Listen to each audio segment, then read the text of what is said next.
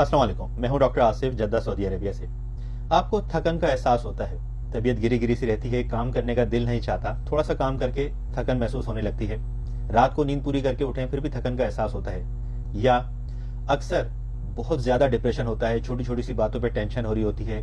थोड़ी थोड़ी देर बाद डिप्रेशन होना शुरू हो जाता है, जहन मुसलसल परेशान रहता है, या अगर आपके बालों में कुछ पैच के हिस्सों में से बाल गिरना शुरू हो रहे हैं और काफी ज्यादा हेयर फॉल हो रहा है, या